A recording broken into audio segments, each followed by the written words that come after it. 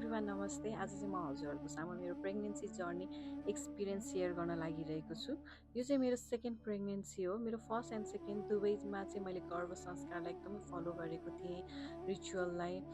मैले चाहिँ एकदमै मन्त्रहरू सुन्ने, पूजा गर्ने, भजन सुन्ने, आरतीहरू हेर्न जाने, मन्दिर जाने, भगवानका ग्रन्थीहरूका बुकहरू पढ्ने, सुन्ने, भगवत गीताहरू पढ्ने, गर्भ संस्कार, गर्भ कथाहरू सुन्ने, त्यस्तो गरिरहेको थिएँ। मैले चाहिँ यही ड्युरेसन 9 मन्थको पिरियडको बेला चाहिँ 7 डेज हनुमान चालिसा सङ्कल्प गरेको थियो, जुन चाहिँ एकदमै राम्रोसँग मैले सफल र पुरा गर्न पनि सकेँ। म एकदमै स्पिरिचुअल कुरा गर्थेँ। त्यो बेला चाहिँ मलाई के फिल हुन्थ्यो भने मेरो वोममा, मेरो गर्भमा चाहिँ साँच्चीकै भगवान छ। म भगवानकै आमा बन्न लागिरहेको छु। मैले चाहिँ भगवानलाई जन्म दिँदैछु, एउटा डिभाइन सोललाई जन्म दिइरहेको छु। म हरेक दिन त्यो बोल्दा मलाई त्यस्तै लाग्थ्यो कि मेरो पेटमा त भगवान छ, देवता छ। मैले प्रोटेक्ट गर्नुपर्छ। मैले एकदमै उसलाई राम्रो संस्कार सिकाउनुपर्छ भन्ने लाग्थ्यो मलाई। अनि म नर्मली भन्दा पनि यो सेकेन्ड प्रेग्नेन्सीमा चाहिँ म एकदमै बढी एक्टिभ थिएँ कि मलाई एक्टिभिटिजहरू गर्न एकदमै मन पर्थ्यो। मलाई खाली बस्न मन लाग्दैन थियो। म केही न केही गरिरहेरै बसिरहेको हुन्थेँ। अनि म आफू पनि योगा गर्थेँ। योगा क्लासेसहरू पनि मैले मजाले अरूहरूलाई योगा पनि सिकाइरहन्थेँ। अनलाइनमा टिकटकमा मेडिटेसन, प्रेग्नेन्सीको लागि मेडिटेसन क्लास पनि लाइभमा राखेको थिएँ। त्यो चाहिँ एकदम प्रिसियस मोमेन्ट लाग्छ, किनकि त्यसमा चाहिँ म आफू त प्रेग्नेन्ट थिएँ नै, म सँगसँगै कतिजना गर्भवती लेडिजहरूले चाहिँ त्यहाँ त्यो लाइभमा जोइन गरेर मेडिटेसन गर्नुहुन्थ्यो।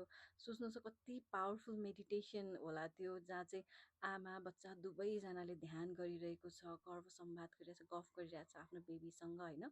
एकदमै पावरफुल मेडिटेसन नै भन्छु म त्यसलाई चाहिँ। जसले मसँग त्यसरी लाइभमा जोइन भएर मेडिटेसन गरिराख्नु भएको छ, उहाँहरूले कन्टिन्यू गरिराख्नु भएको छ कि छैन, यदि यो भिडियो हेर्नुभयो भने कमेन्ट गर्नु होला। कतिले त बेबी पनि पाइसक्यो होला, मैले पनि पाइसकेको छु बेबी त।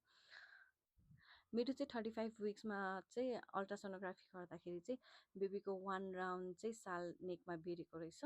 डक्टरले चाहिँ डराउनु पर्दैन, कतिको त डेलिभरी टाइममा पनि त्यो साल निस्किन्छ भनेर भन्नुभएको थियो। त्यही हो कि बेबी कुनै एक्टिभिटिज चलेन भने चाहिँ तुरुन्त हस्पिटल आउनुहोस् भनेर भनेको थियो।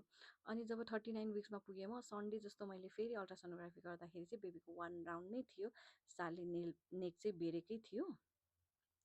अनि डक्टरले त्यही भनेर पठाउनु भयो कि डराउनु पर्दैन, एक्टिभिटिज भएन भने चाहिँ तुरुन्त हस्पिटल आउनुहोस् भनेर भन्नुभयो। 39 विक्स सन्डे जस्तो मैले फेरि अल्ट्रासोनोग्राफी गर्दाखेरि त्यही नै त्यो 1 राउन्ड नै मेरो बेबीको चाहिँ नेकमा सालले बेरेकै थियो। अनि डक्टरले त्यही भन्नुभयो कि कुनै एक्टिभिटिज भएन भने चाहिँ आउनु होला, न त नडराउनु होला भनेर भन्नुभएको थियो।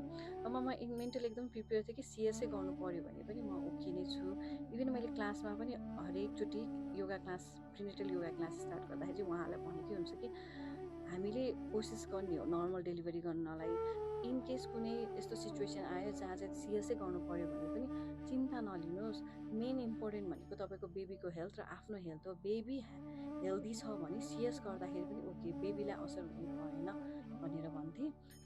मेरो फर्स्ट प्रेग्नेन्सीमा चाहिँ मैले नर्मल डेलिभरी गरेँ पनि यो सेकेन्डको पालोमा चाहिँ म सिएस गर्नुपर्ने रहेछ भन्ने पनि त्यसको लागि म मेन्टली एकदम प्रिपेयर थिएँ। म ओके नै थिएँ, किनकि मेरो लागि फर्स्ट प्रायोरिटी भनेकै मेरो बच्चाको चाहिँ सेफ्टी हो।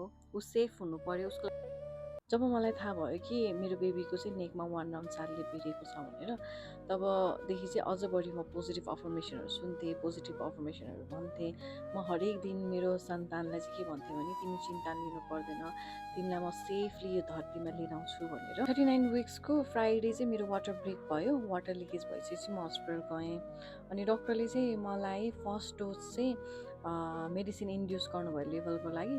मिराकल भनौँ कि लक्कीली चाहिँ मैले त्यसको 2-3 आवर्समै नर्मल डेलिभरी गर्न सफल भएँ। तर मेरो बेबीको चाहिँ गर्दनमा, घाँटीमा चाहिँ 2 राउन्ड चाहिँ सालले बेरेको रहेछ। त्यही भएर उसलाई तुरुन्त एनआइसियूमा लगिहाल्यो। अनि त्यसको 24 आवर्सपछि चाहिँ हामीलाई हाम्रो बेबी चाहिँ सेफ छ भनेर, ठिक छ, सबै ठिक छ भनेर दिनुभयो फिर्ता। अब मेरो नर्मल डेलिभरी भयो भनेर चाहिँ तपाईँहरूको बेबीको पनि यस्तो कन्डिसन आयो भने चाहिँ नर्मल डेलिभरी हुन्छ है भनेर चाहिँ म भन्दिनँ। आफ्नो डक्टरसँग चाहिँ कम्युनिकेट गर्नु होला राम्रोसँग। डक्टरले जे भन्छ त्यही सुन्नु होला यो सिचुएसनमा। सिएस भए पनि नर्मल डेलिभरी भए पनि एट द एन्ड तपाईँको बेबी चाहिँ हजुरको काखमा आएपछि सबै पेन बिर्सिनुहुन्छ। मेन भनेको बेबीको सेफ्टी हो। बेबी हेल्दी हुनु पऱ्यो, तपाईँ हेल्दी हुनु पऱ्यो, तपाईँ सेफ हुनु पऱ्यो।